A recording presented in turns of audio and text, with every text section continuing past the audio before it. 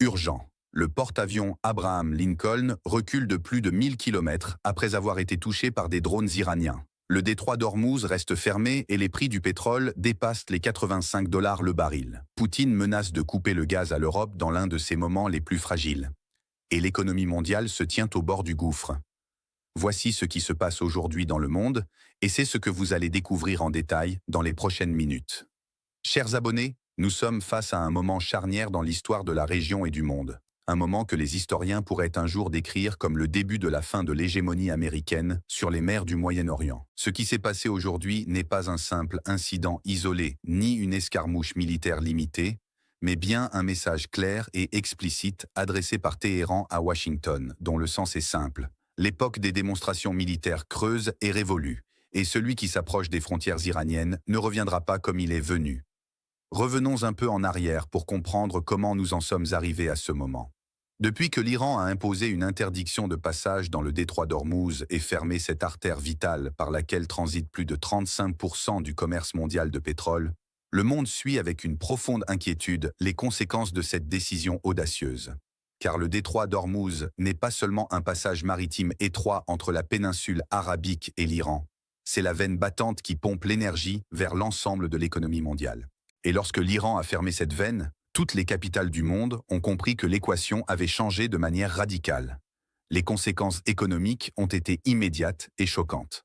Le prix du pétrole brut, qui évoluait jusque-là dans des marges stables, a bondi brutalement pour franchir le seuil des 85 dollars le baril et il continue de grimper avec la poursuite de la fermeture du détroit. L'agence Bloomberg a rapporté ce matin que la Chine a suspendu ses exportations de diesel et d'essence dans un geste qui reflète l'ampleur de la panique qui commence à s'emparer des grandes économies. Et la Chine n'est pas la seule.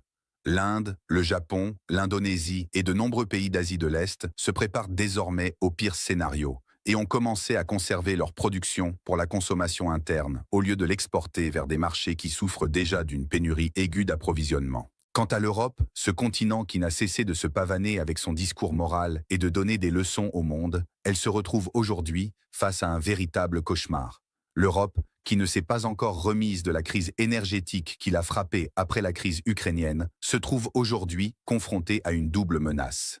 À l'Est, la menace vient de la Russie, car le président russe Vladimir Poutine n'a pas tardé à exploiter cette conjoncture éminemment stratégique lorsqu'il a déclaré publiquement qu'il envisageait de stopper les exportations de gaz russe vers l'Europe et de chercher des marchés alternatifs plus rentables. Et les informations reçues aujourd'hui confirment que cela n'est plus un simple sous-entendu diplomatique, mais bien un sujet de discussion sérieux sur la table du gouvernement russe. Du Sud, c'est la crise du détroit d'Ormuz qui frappe, après que le Qatar a annoncé l'état de force majeure et interrompu complètement ses exportations de gaz naturel liquéfié. Imaginez cette scène. Un continent entier dont le chauffage des maisons et le fonctionnement des usines dépendent de deux sources principales d'énergie, et ces deux sources sont coupées ou en voie de l'être. Ce n'est pas une analyse politique théorique, c'est une réalité économique brutale que vivent aujourd'hui les Européens, qui paient le prix de leurs décisions irréfléchies et de leur engagement dans les politiques aventureuses de Washington. Et parce que la politique fonctionne sur la logique de la pression et de l'intérêt, les Européens se sont retrouvés contraints de frapper à la porte de la Maison-Blanche et de demander au président américain de trouver une issue à cette impasse qu'ont créée, en premier lieu, ses propres politiques. Trump, qui a allumé la mèche de cette crise par ses politiques agressives envers Téhéran, se retrouve aujourd'hui sommé d'éteindre l'incendie qu'il a déclenché de ses propres mains. Les Européens, qui n'ont pas été consultés et dont l'avis n'a jamais été pris en compte dans cette aventure, paient aujourd'hui la facture entière et demandent à Trump une chose claire: régler la crise que Washington a fabriquée. Le président américain, qui aime se présenter comme un négociateur chevronné et un chef que rien ne peut vaincre, a essayé dans un premier temps de trouver une sortie douce en faisant pression sur les compagnies maritimes internationales pour les contraindre à traverser le détroit, tout en leur fournissant une escorte militaire américaine. Il est allé plus loin en s'engageant à ce que le gouvernement américain paie des indemnités à tout navire qui subirait des dommages pendant sa traversée. Mais les grandes compagnies de transport maritime, qui gèrent des affaires colossales avec sang-froid et calculs précis, n'ont pas été dupes de cette manœuvre.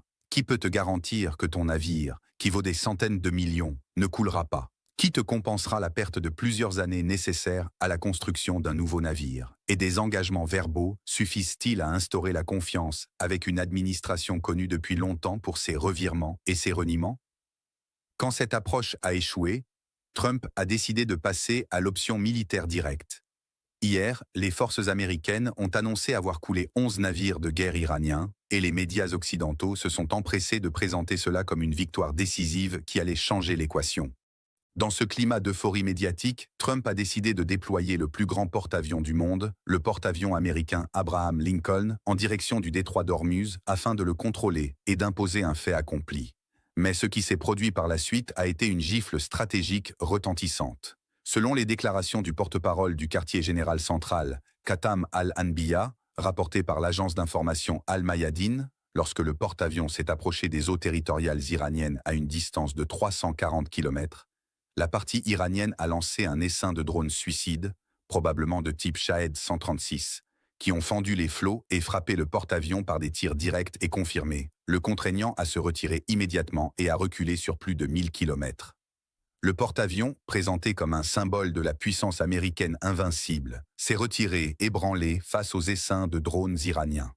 Ce moment mérite une réflexion profonde. Nous parlons du plus grand porte-avions de l'histoire de la marine américaine, obligé de se replier sous les coups iraniens. Ce n'est pas un simple échec tactique sur le plan militaire, c'est une transformation fondamentale dans les équilibres de puissance et de dissuasion dans une région où l'Iran démontre, jour après jour, sa capacité à protéger ses frontières et à imposer ses conditions. L'Iran, qui a subi pendant des décennies un blocus économique, des pressions politiques et des menaces militaires continues, a développé, au fil de ces années, des capacités défensives et offensives asymétriques, qui lui ont permis aujourd'hui de transformer le puissant porte-avions américain en cible vulnérable. Le message que Téhéran a adressé aujourd'hui est à plusieurs niveaux. Aux Américains, il dit « Personne n'est à l'abri de la confrontation si vous choisissez la guerre ». Aux Européens, il dit « Vous payez le prix de votre alignement sur Washington ». Et au monde entier, il dit « Le détroit d'Ormuz n'est pas un lac américain, et l'Iran ne tolérera pas que l'on tente de porter atteinte à sa souveraineté et à sa sécurité nationale. » L'Iran n'a pas recherché cette confrontation, mais on la lui a imposée. Sa réponse a été à la hauteur du défi et au moment opportun, faisant tomber ainsi le mythe de la toute-puissance américaine dans ses eaux.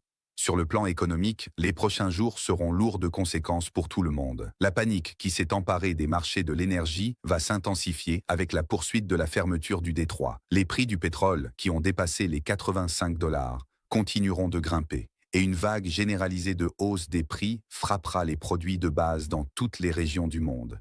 L'Europe, qui a gelé ses forces et financé des conflits loin de ses frontières, se retrouve aujourd'hui en plein cœur de la tempête, sans disposer de leviers de pression suffisants pour imposer des solutions rapides.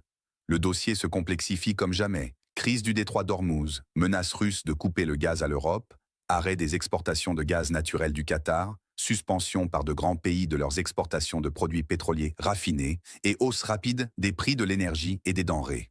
Tous ces fils sont entremêlés et convergent vers une seule image. Un monde qui a bâti son économie sur l'hypothèse de la stabilité des approvisionnements énergétiques découvre aujourd'hui la fragilité de sa structure dès que ses flux se trouvent perturbés. Pour finir, n'oubliez pas de mettre un like, de vous abonner à la chaîne et d'activer la cloche de notification pour ne rien manquer. Car la situation évolue à une vitesse folle et nous continuerons à la suivre avec vous, instant après instant.